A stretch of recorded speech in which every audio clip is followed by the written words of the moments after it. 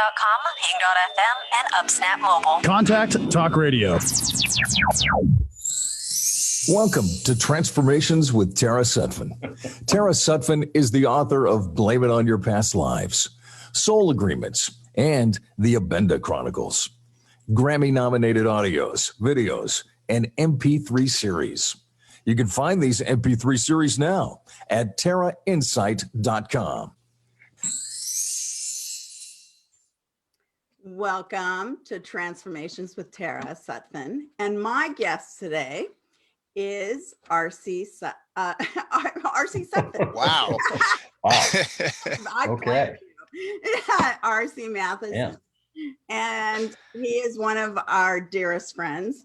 And he's an author, screenwriter, and producer. And you have been writing, and writing, like I was saying in your bio. Yeah. And then you have Jason. Yeah. Well, you know, almost everybody I know who's doing something creative, the only upside time-wise, you know, to COVID is that we have more time to do stuff. So me, including me. That's the upside. Yeah, it's ironic. Right. Yeah. And then I have Jason D. McKean, who is the Tara wizard, and he has he's over 1 million throughout the world.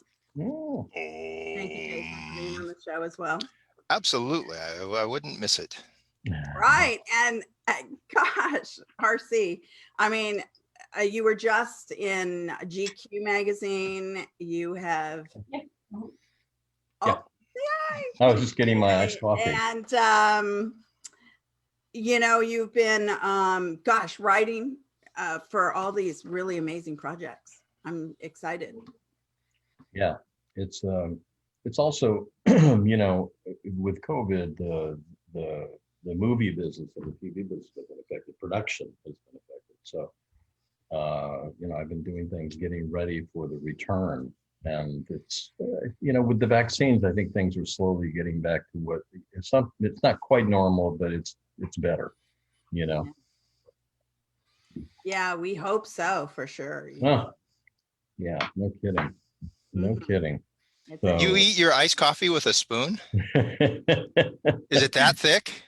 It's that thick. It's like European iced coffee. It's just beans. It's just beans on ice.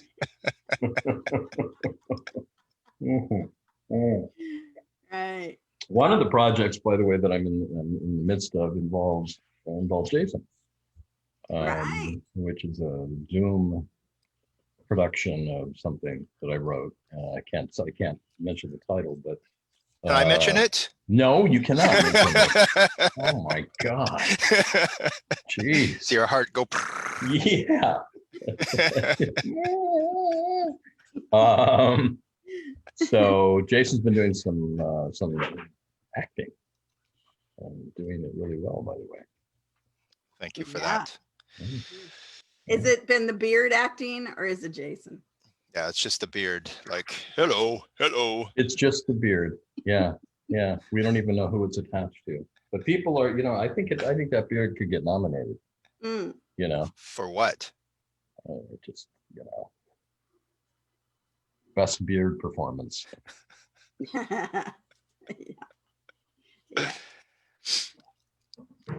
Yeah, it's with that, I mean, you know, when you write something, right, and then you see it like acted out, is that a whole different experience?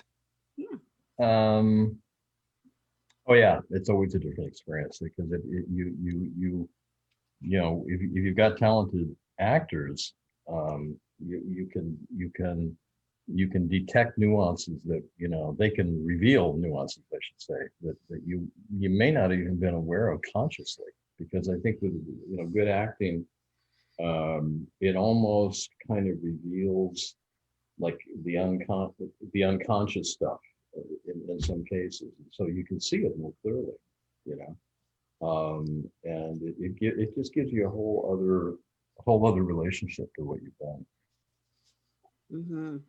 I can see where a relationship between the writer and the director and the actors is really important, and maybe a good script a great script just has all the information in it already, you know, that it's the blueprint, and then the actor and director, they can like take it from there. But it's like the writer is the genesis of the entire project. Yeah, and with this one, since I wrote it and I'm directing it, I have a very clear idea, you know, what my intention was. But that's the surprising part, that you then you know, with really good performances, you'll see. And by the way, the other thing that I've seen happen too is that something you thought was pretty good, a good actor can expose it to be, you know, that it needs more work. You can see that you've gotten accustomed to it in your own mind, but when you hear it out loud, you know, you realize that there's a little bit more you want to do to it. Right. Well, I mean, don't you have to kind of let it go once when you write a script, you know, somebody else, you know, a director comes in and they kind of see their, you know, direction for it, and then the actors kind of take on a life. So it may not exactly be how you saw it, but you know, a lot of yours have come out really great. As far it's always different than what you imagined. Yeah. You know, and I mean, it's pretty fascinating. And yeah, when you're not directing it, that, you know, you really do have to let go. You have to just sort of say, okay, it's, you know, it's in their hands now, and hope for the best. But with this thing, it's been great because I've really been able to, you know, to watch it come to life and to watch these performances sort of reveal things that are in there. So it's been quite amazing. Yeah, fun. Yeah. And a lot of really good actors. So I mean, I've been very blessed with some really good actors there. So I mean, that's, you know, if you don't have that, then everything you've written kind of doesn't sound, you know, it's not the best way to get it across. Let's put it that way. Well, I think of you as writing a lot. I mean, you know, like I'm a good audience for you, you know, screaming around the room and talking to you about it. Yeah, you are. That's why you like me. Yeah. Yeah. Make me screaming. Yeah. Yeah. Yeah. Yeah. You know, I find that, you know, I mean, you already do something kind of in 5D, so where, you know, somebody has to take that 5D and then create with that 5D, because, you know, a lot of writers only, you know, it can be a cartoon, you know, it's all flat. Oh, easily, you know. I think a lot of it, I mean, having produced a lot of stuff and cast a lot of stuff, you know pretty quickly too, with actors when they come in. I mean, you get the vibe, not just how they look, you know, not just that they sort of express the physicality of it in the right way, but there's a kind of a way that they resonate with what you've given them, and you can see it immediately. You know, I mean, there are some really fine filmmakers who feel that casting is the key to the whole thing. That if you cast the right person, you barely have to say anything. And I have seen that. I found that to be true. You know, you can just give them very simple input. You know, go a little faster, go a little slower. It doesn't need to be much, because they're already in sync with the character. Yeah. And every now and then when you're casting, it's the weirdest thing that somebody will come in who seems completely wrong. You know, they just don't, they're not at all what you had in your mind, and they start to do it, and miraculously, they are perfect. They're perfect for it. And so, you know, there's this kind of transforms your sense of what you created. Right. You just never know. You never know. Yeah. That's the creative process, right? It better be. Yeah. If you know, it's not creative. Right. And I mean, and you have to work with a lot of teams, Jason and I are kind of, we're each other's team. Jason, could you like Yeah. talk to me about that? Have you guys thought about casting each other differently? I mean, like, somebody that could be, or switching, that would be interesting. Giving Tara the beard? Is that what you're Well, I'm suggesting? saying do a switch. One week you could do like a switch. You could do like, this week you can be Tara and Tara can be you. I want credit for that idea. If you do it, I want credit for that idea. I want on-screen credit. It's already happened in like Freaky Friday. So Tara, I was asking you before we went on about the painting behind you. It's really wonderful. Isn't it beautiful? Is that Willie? William. Yeah, he My did it. God. Yeah, Beautiful. my little baby's talented. Wow. Boy, Yeah. I'll say. Yeah, he's so it's a mixed media. It is Is it tin? I know he works with tin. Yeah, it's metal, and he cuts it out, and then he puts it on with sailing wire, and then or sailing string. Yeah. He sews it, and then it's painted several different times, yeah, and he always puts in one flaw because he knows that everything in life is flawed. So there's always a flaw. Really? So if you put in a flaw deliberately, is it a flaw? No, it's probably the perfection of imperfection. Well, there you go. So yeah, so that's This is getting too deep for me. I think I'm gonna have to. I think we better wrap this up. You're gonna need another iced coffee. Yeah, get me some more coffee. Well, it's really fantastic looking. Yeah, I love it. Who, when they claimed that Horus would be the sun god, so this has been that period of time. Wow. It's fantastic looking. Yeah. So did he title it? Yeah, well, it's just Hororite because that's who, that's what the Egyptians called it. Sure. Fantastic. Yeah, When Horus became the sun god. I love that. Yeah. Yeah.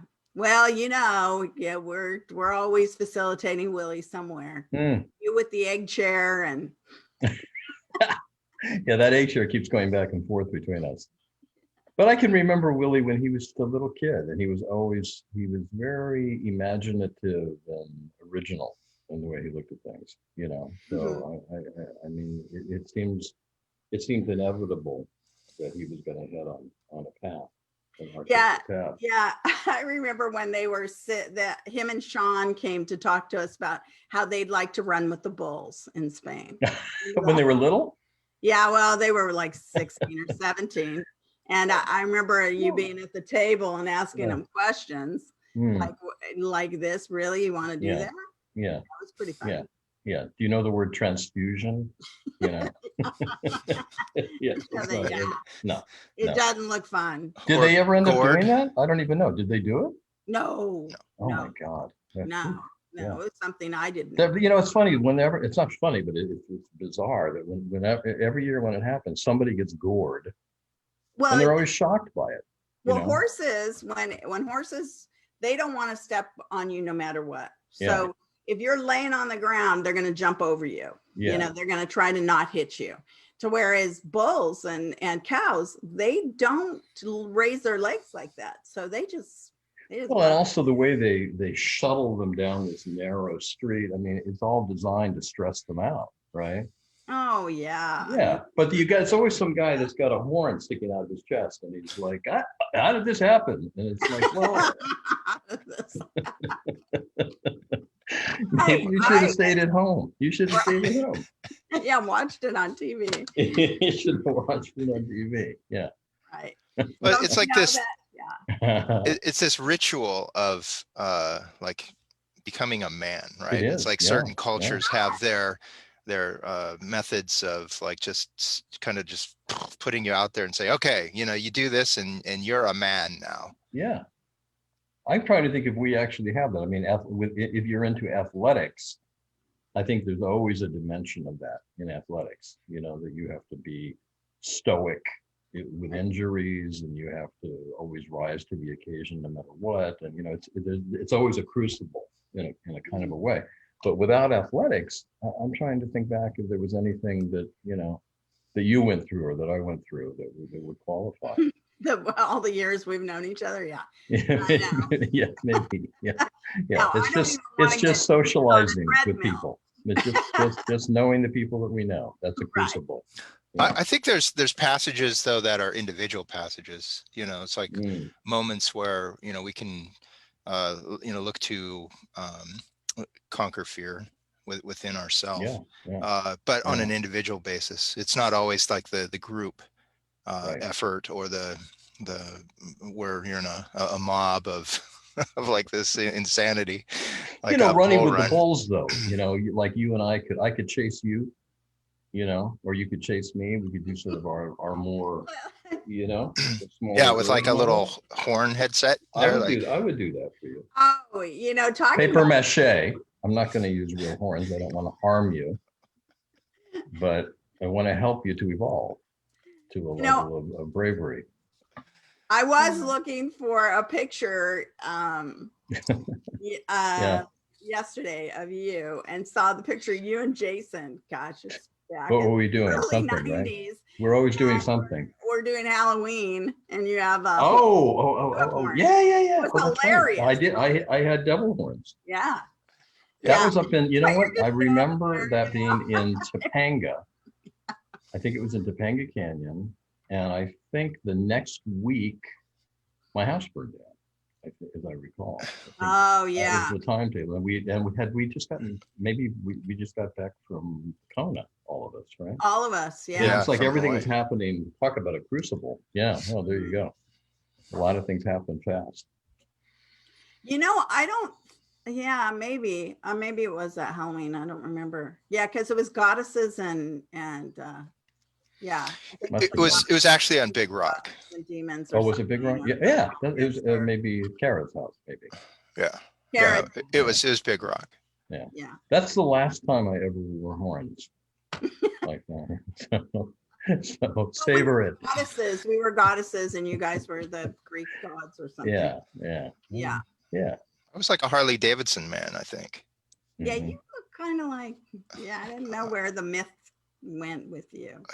Well, I know that. it is a mythical being. I'm not a Harley Davidson man. I'm like the furthest thing from a Harley Davidson man. Yeah, But you are. so that is kind of like a mythical being that I was in that role of, I guess. Well, I think it's funny because we were in Mexico, Yeah. and maybe that's where you got the idea of being a Harley Davidson man, because Oh yeah, didn't you guys? You they took a would trip either there, come right? up to Jason and say Jesus and say, pray to him, or Yeah. they would in Mexico when we'd be in Mexico, or they'd say Harley Davidson man, and Yeah, vroom vroom vroom. Oh really? Oh yeah. So that's yeah. why. Yeah, I can see that.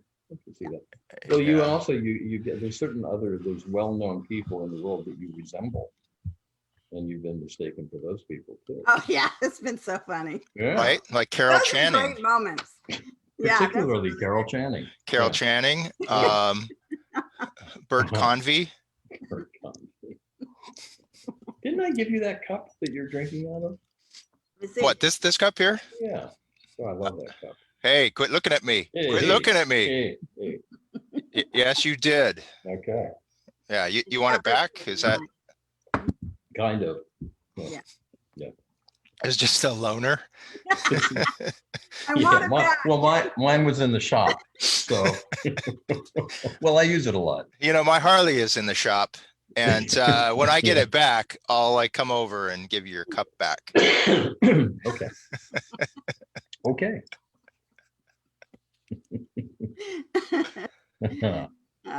Maybe it's like a share cup. One year he has it, and next year you got it, Jason. Mhm. Right. Yeah. Okay. Well, So- you guys are working on this project. You Yes. could share it even on the project when you guys are working together. Yes, Jason. Maybe watch. with writing, because I have the utmost respect for writers. Most of my friends are writers. It's Yeah. like the vast majority of people that I am close with, Yeah. are write in some form, and it's like it's not a like a hobby, right? for you and everyone else. This is like, you know, where you sit down from the time you get up and you're like, you know, the engine is running and you're doing the work. And I have a lot of respect for that, because it is a vocation, it's a calling, it's you know, something that you don't just put something out as far as like output what's in your head and then say, oh my God, that's incredible, that's perfect. You know, it's like, it's a process of going back and it's like a concrete or a marble block there that you put out there, and then you start, you know, honing it and fine tuning it and creating this sculpture. Well, you know, anybody who writes, I think, knows that it's all about the rewriting. You know, that it very rarely comes out, you know, exactly the way you like it right off the bat. Sometimes, you get a sentence or a paragraph, or you'll get an idea for something, you know, and it can come fully birthed, but more often you're refining it. So it takes a certain obsessive level of patience to do it. You know, I always call it's kind of lapidary in a way, you know, that you just have to continue to find what it's really all about and eliminate what it's not about. And it takes time, you know, but a lot of it too for me is that I have a lot of ideas, and so I like to get one completed so I can move on to the next one too. It's kind of like they're moving up in line, you know. Yeah, I've been doing it a long time. My God, it's crazy. But I think I learned what it is to have, you know, to live that way, to be a writer, certainly from watching my father. You know, I mean, I was blessed in that he worked at home, so I could see what it was really all about. And what it was really all about was just a lot of hard work. You know, I mean, you've got to have the other elements. Talent doesn't hurt, you know, when it comes to any of us doing anything. But you got to you have to just keep refining it. Well, and he was in the day of you know, manual typewriters. Oh yeah, right. Pencils Yeah, and erasers and oh, notebooks and you yeah. know, shuffling paper around and cut scissors. Yeah. Yeah, I can remember in the early days when I was writing that they came out. I mean, it was whiteout, right? And then they came out with paper you could erase, and then I think the Selectric would back up and would white out over a letter, and you thought, well, it'll never get any better than this. This is great, you know. And I would say, I mean, without word processing, I don't think I'd get as much done. I just don't see how I could, you know, because I'm able to, you know, I can move a paragraph over here, I can shift a page, I can, you know, there's such fluidity in what you can do. And that's that's part of the refining process. It's sort of going, you know, I think this speech that's on page 17 would work better on page 11, you know, or whatever, you know, I'm going to introduce this character sooner, or I'm going to like this particular phrase, I think would be more applicable to something else. And you can do it. You can do it so fast. And then you look at it and you go, no, I actually like it better on page 17, you know. But you can really investigate your instincts creatively so fast, and you know, I just wouldn't be able to get as much done with typewriters. Oh my God, it's like, whew, I remember sitting in typing class in 9th or 10th grade, yeah, and going, well, when am I ever going to really use this? You were basically right. You know, you're basically right. I never learned to touch type, but when you've been typing for a really long time, you're sort of doing it anyway, you know. But I have to look down, and I mean, but I remember, you know, like we called them secretaries in the beginning, you know, when I was a writer producer, and there were just people that could just sit there and they would never look up. They would just, and it was amazing to me. I mean, they really were trained that way. You know, so they could just whip through a document. And I never did. I think I must have flunked typing in high school. If I didn't, I should have. But the other thing that some writers do, I don't, is dictate. And you know, like I think Rod Serling used to do that, and I know some friends that do that. And you know, it's for me, part of the experience of it is it's sort of sculptural, and I have to actually be interacting. I have to have an interactive relationship with the keyboard and see the words in front of me, and you know, I have to do it that way. Mm-hmm. You know. Yeah, I always think like with articles and stuff, I have to do my formulas. Your You know, formulas? What do you mean? Formulas, you know, like the moon articles and stuff. Oh, okay. Like I, want to, make sure that I put in their journal questions and I put in their, explain what the moon's about in real terms, because I found with astrology, when I was learning astrology, is that people would talk astrology language and no one would know what they're talking about. So, you have to bring, it's like transferring a language so people can understand. So that was always, with my work. Yeah. It's always trying to bring the language into some understanding. Yeah, it's interesting with language because you want to use language that is evocative and inspires and is a kind of a surprise for the reader, but you also don't want it to become to overwhelm what it is that you're writing about, and that can happen too.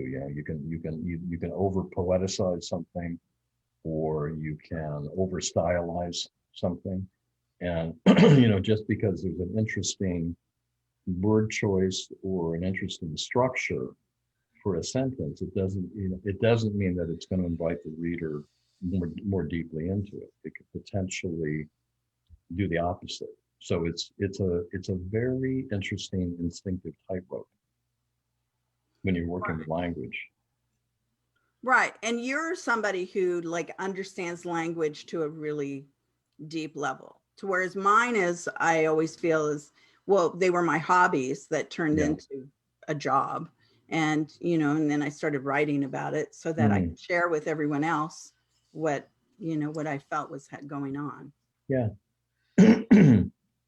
But the more you work with anything, the more you get, you get more fluent with it. And there's something, I think there's something kind of painterly about working with language too.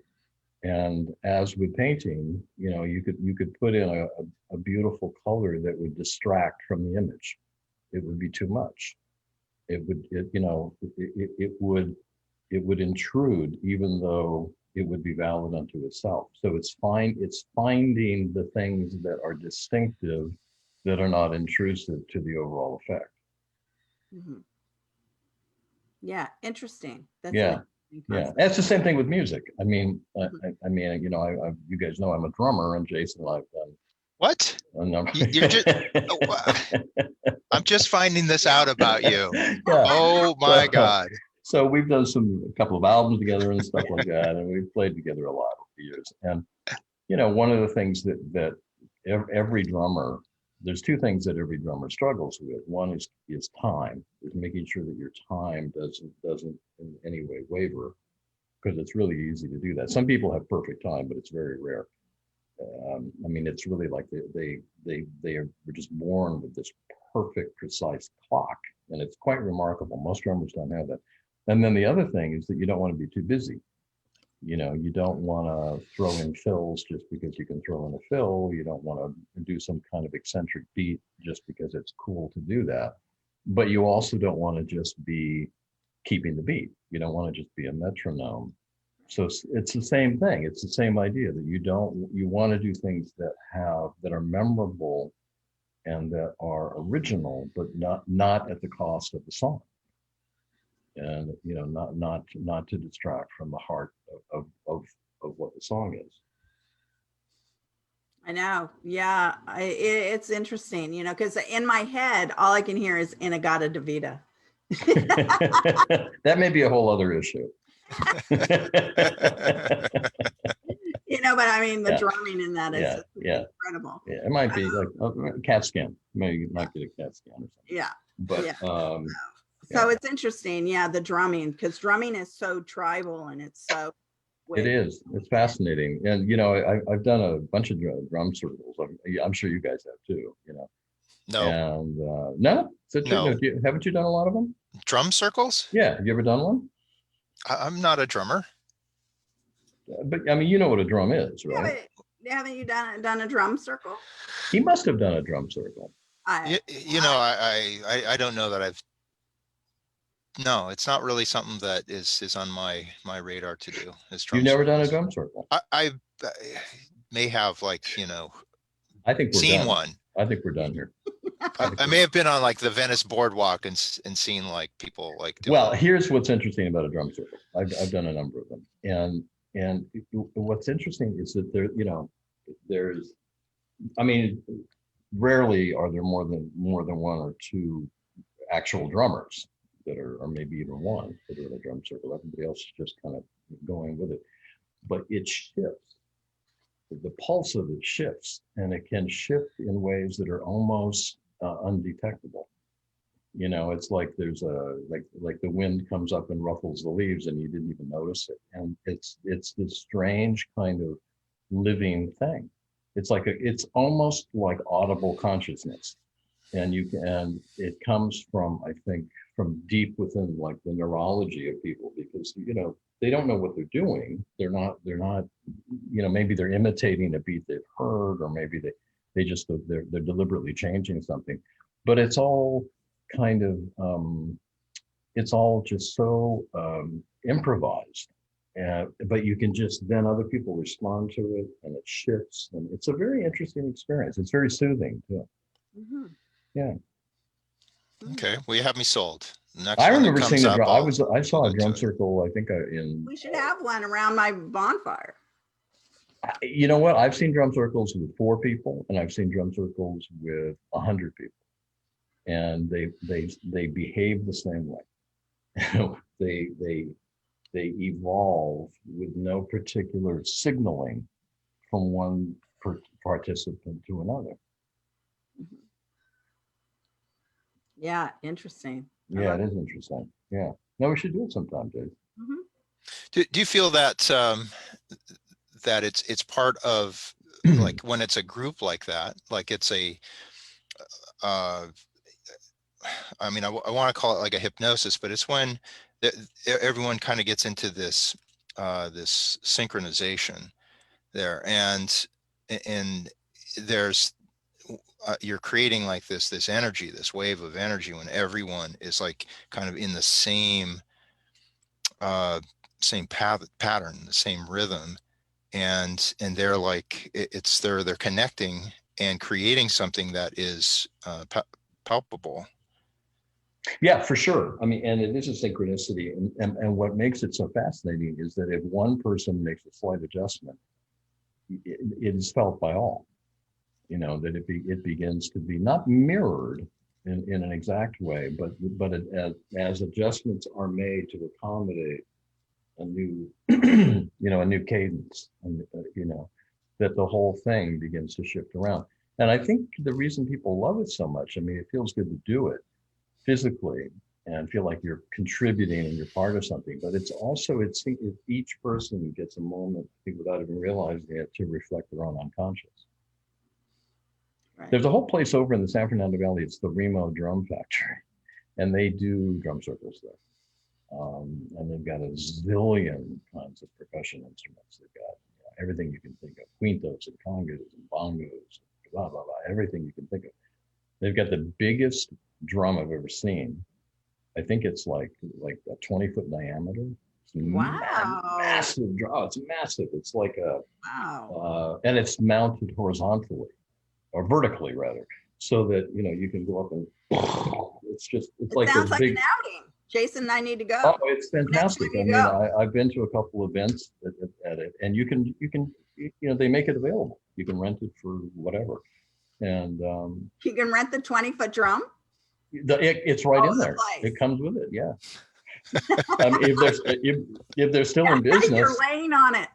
If they're still in business after COVID, I presume they are, but, yeah, it's pretty cool. It's a pretty cool experience. I want to see like do that drum. That'd be fun. I think it's like when people sing too. I mean, I'm not a singer, but when people who really have voices get together and they sing, you can see that happening too. That it evolves. It changes. With no particular design. It just does.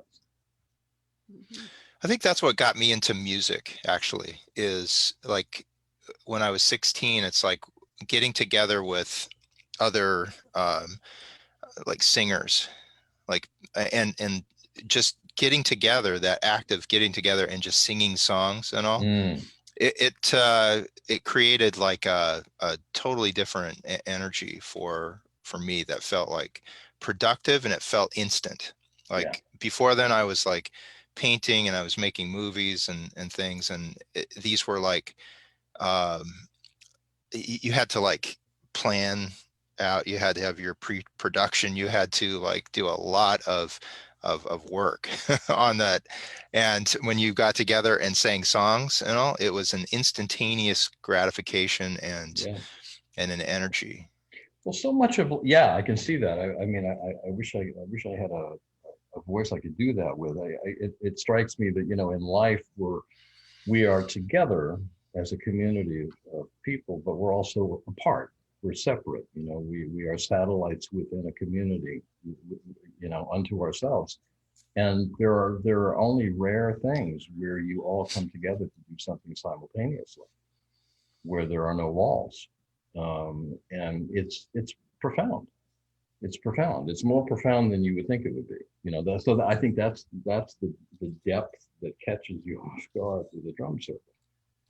That all the walls are down. I mean, that if you're there, then you're not thinking about other stuff. You're just in the, you're in the pulse of it, and everybody is undivided in that way. Like a heartbeat. Like a heartbeat, and you all become for this brief time, kind of one entity in a weird way. And how many things are there in life that are like that? Very few. Right.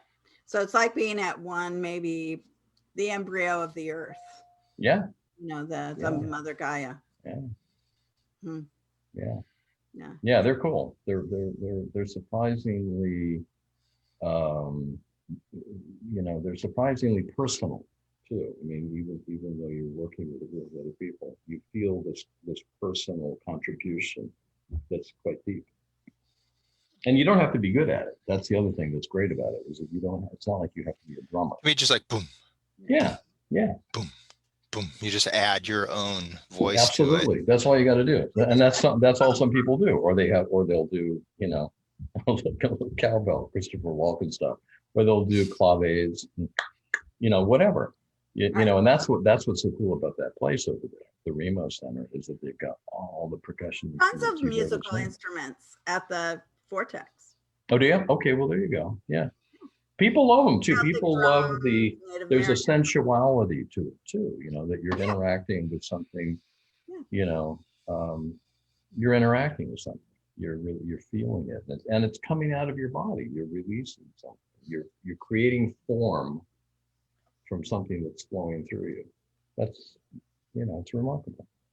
Yeah, fun. Yeah. Beautiful. It's like a commercial for the Remo Center. Right? Yeah. They should be giving you a free time on that. Reservations are available. Yeah. Yeah.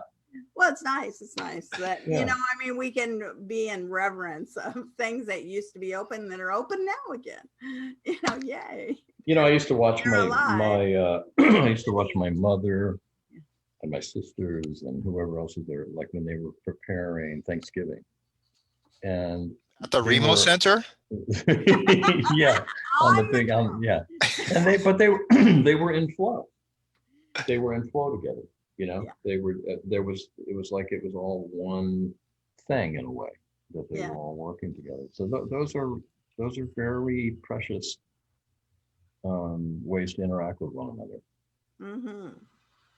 Well, we've had a lot of those. Oh my God. Yeah. We really have had a lot of that. Yeah. Yeah, we did. That was, I mean, that was the essence of how we all spent time together when you think about it. You Yeah. know? Yeah. We had a Yeah. lot. That we were talking, we were awakening, I think, things that we wanted to talk about and bringing that out in one another. Mm-hmm. Yeah. It was a real kind of it was symphonic.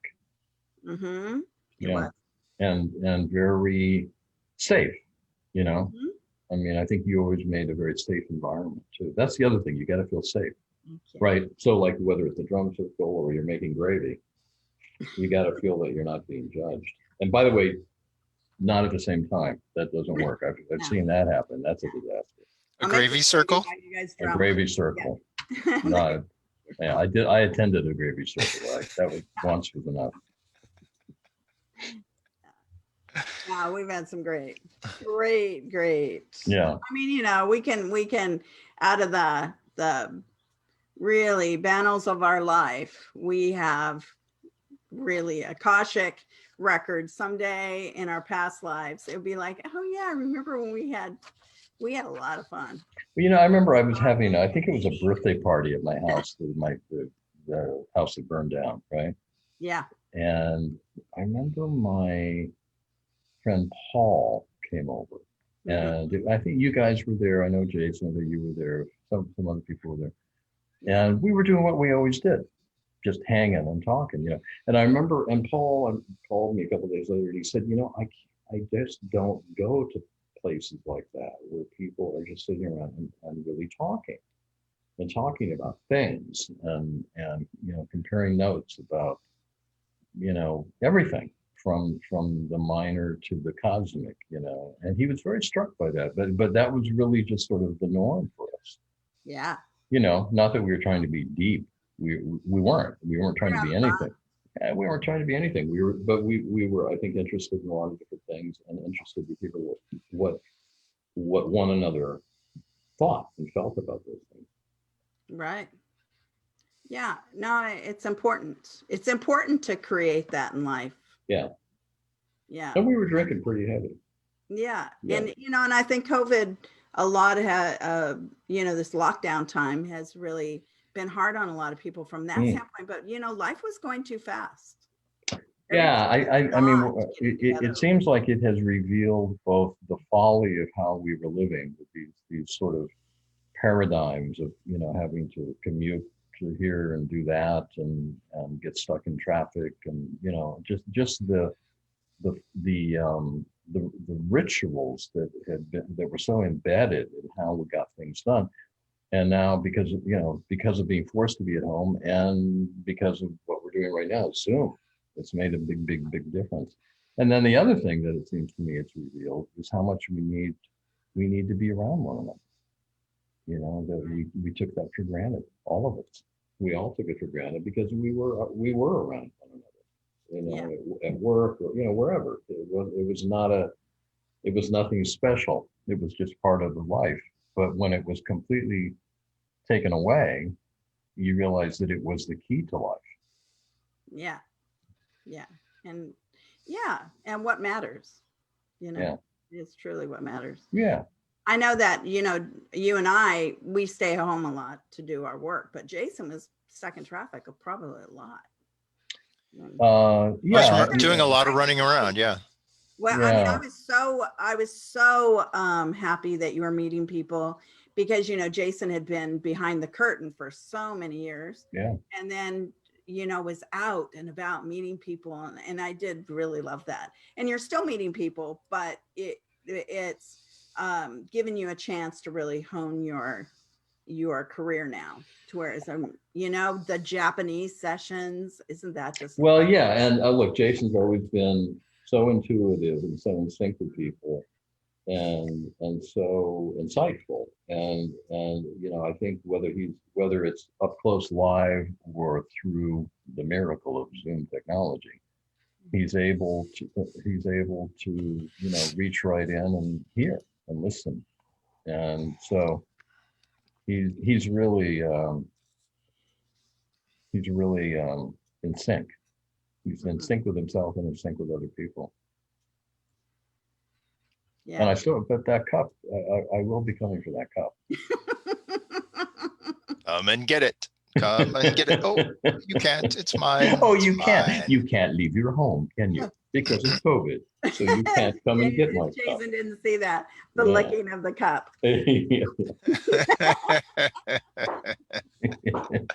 Yeah. I'm very prone to art that has eyes on it. I like anything that has eyes on it.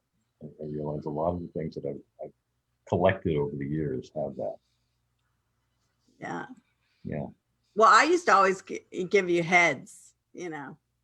I'd see a sculpture and it was like, Yeah, I still have the one you Yeah. gave me. I still have it. Yeah, I've got it. In fact, I have it in a very interesting place. I have it in one of my bookcases that has like 2 doors that have glass, right? So he's behind the glass, as if, you know, he's so sensitive that the vibrations of real life would be too difficult for him. So it gives him like a little, kind of a protective meridian, you know? Yeah. Well, He's still great though. And he's got, you know, you remember he's got all the like stuff coming out. oh yeah. Whew. Incredible. Yeah. Yeah. But yeah, I bought you hands and I'd see all sorts of weird stuff all over the world. Richard Christian's name is on that. I got stuff Jason and Sue Marie got me where I'm looking at it right now in my office. It's like a vase that's got multiple heads that are identical that go all around the vase. It's fantastic. And then another one that's like a companion piece. It's the same size vase, white, and like see my fingers, it's all made up of fingers. Wow. That are going up. Yeah. Very disturbing to some people, but to me, it's like, I love it. There are some, That's a metaphor. there are some gifts, you know, that just have your name on them. Yeah. Well, whenever people know that I like weird stuff. Because you can appreciate it. It's like you don't just look at the thing and go, oh, well, that's just a thing of hands, you know? Yeah, I don't just go, oh, that's crazy. I mean, I get sort of the energy of it, and as Tara said, these. I see them. I do see metaphors. Yeah. You know, I see so many. I don't really think everything's a metaphor, but I think many things are that are not given enough credit for being a metaphor. You know, see the thing up behind me? Yeah, I love made that. by Sergio Bustamante, who's a Mexican artist, and it's a. Can you see? It's a face. On a little face. Yeah. So to me, that's a metaphor too. You know, that life is ready to emerge. Yeah. That kind of thing. Yeah. He looks like he's the creative egg who's gonna come and bring something to the world. He's quite interesting. It's part of what I like about him is that he's a man in his egg. Is that yeah. Let's see, can you see his face? It's pretty bright. You have to hold it sideways a little bit. Oh he's beautiful. Can you see him now? Yeah. But you see, his face is so beautifully done. Yeah, he is beautiful. Can you see?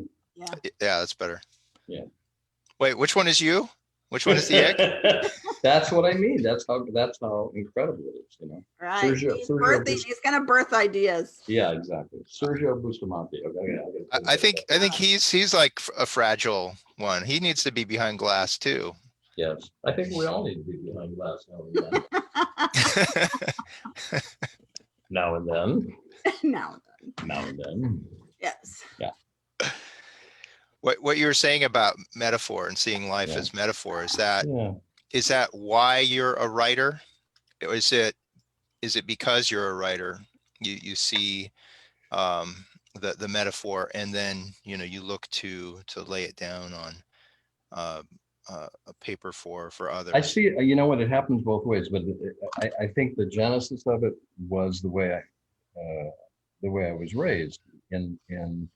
My mother was a shrink. I mean, you guys know this, and my father, of course, was the grand fantasy writers of the last century. You know, and in our home, it was sort of a given that what appeared to be the truth or the reality of something was not necessarily that. So my mother, because she was trained as a shrink and had great intuitions to become a really excellent shrink, not just a trained shrink, but an excellent shrink, she could see through people's behaviors. Mhm. And my father could see the connectivity between ideas that appeared to be disparate, or could find a significance in something that would appear to be invisible, right? You know, and so the experience of being around them both was don't assume that what you're looking at is what you're looking at. And the minute you start thinking that way, you're very much plunged into the sea of metaphor, you know, because metaphor is really all about, it is what it is, but it's far more than what it is. And so, yeah, I do think that way. Yeah, so you just picked up the magic of your parents, because I mean your dad was so prolific, and then your mom was in her own right, you know, just knowing behavior and studying psychology like she did. It was fabulous. It was kind of the opposite of what you would think of as like military thinking, you know, that's very literal. Mhm. There was nothing, I mean, it was a very, you know, it was a very composed environment, and it was very calm, and it's not like it was chaotically weird or anything, but there was a understanding that that to take in things literally was to misunderstand what they actually were. Yeah. Yeah, I So know. it's the, you know, it's the transactional states. It's consciousness, it's unconsciousness, it's realizing that, you know, there was a shrink I knew who told me one time that when you meet an adult, you can assume most of the time they're completely the opposite of the way they appear to be. And I said, that's really, that's really an interesting idea. He said, Right. yeah, because people learn defense mechanisms, those young, right, to protect themselves. Those defense mechanisms become refined and perfected and become their identity, can become their career, in fact. And they begin to get rewarded for all of that. And it was really never the essence of what they were to begin with. It was just armor. It was armor that became initially weaponized, but then ultimately it became their identity, their apparent identity. Right. Well, I want everybody to be able to find your stuff. So you can buy GQ, and you can read up about Zoopraxis. Yes, that's my friend Find on Sandra Amazon. Becerril. It's in the Mexican GQ. So if any of my friends in Mexico, check it out. Right. Awesome. You have like a photo spread of you in a suit too? Wouldn't that be good? I would like that. I Or want like a Toreador. we'll have to plan a meal and see the Yeah. GQ Well, it's spread. getting safer all the time now. It's getting safer Okay. all the time. Yeah. But all the books and stuff and all my films and stuff, you can get it all. It's all on Amazon. I mean, Amazon. thank God for Amazon, you know. Right. Yeah, it's all there. Amazon. I hear that. Yeah, and my new book, my Zoopraxis, which is my third collection, which has been out for a while, I'm bringing out a new edition of it that'll have probably maybe 10 new stories in it. That from Amazon too. That'll be in the next month or so. Awesome. Yeah. And Jason is at jasondmckean.com. And there's his name right there on the screen, JASONDMC, capital KEAN. Right here. And you're doing the Japanese sessions, and anybody can book a session with you, right? Through your website. Yes. Or through Instagram, Facebook. Yeah. Instagram, Facebook. It's like, just contact me, you know, and I'll fit you in, you know, for a reading. I've got a past life regression that I'm doing here today. You know, it's like soul progressions, just everything, and, you know, classes. I do 3 classes a week. If you want to learn to read tarot, then, you know, we read tarot in those classes. You don't have to listen to me for 2 hours. So it's really great. Thank you, Tara. Hey, I miss seeing you guys in person. Jason, I love you. I admire Love you. you too. And I want my cup back. Nope, not happening. Tara, I love you. I love you too, sweetie pie. All right. Lots of love, everybody. Yeah. All right. Blessings, everyone. Bye, guys.